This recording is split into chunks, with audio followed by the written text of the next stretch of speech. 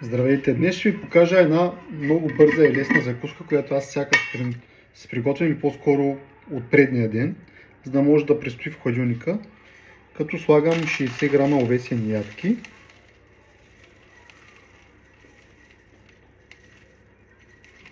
След това добавям 10 грама чия.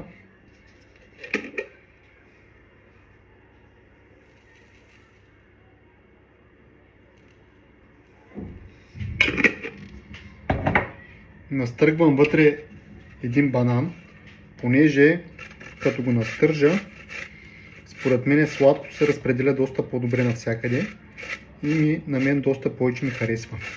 Звучи странно, но в началото си го правих на парченца и не ми харесваше така добре или не ми допадаше особено, защото нямаше достатъчно сладост. И добавях мед, което увеличава дневния прием на протеин, не на протеин, на мазнини, на сладко, на въглехидрати, така нататък. Затова почна да стържа само банана, за да може да се разпредели навсякъде и да стане по-сладък.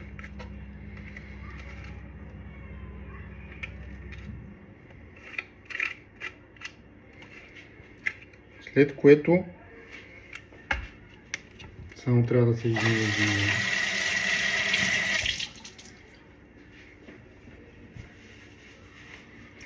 След което добавяме едно кисело мляко.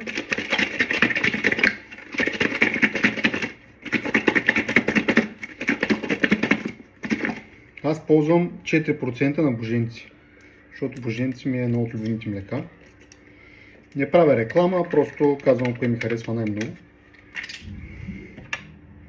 Защото всеки сам обича да пробва най-различни неща.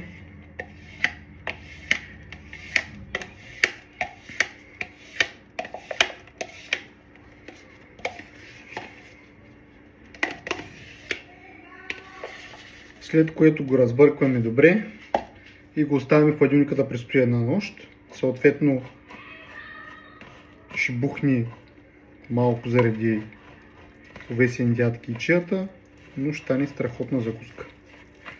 За още полезни съвети и закуски ме последвайте. Както и пишете какво вие обичате да закусвате.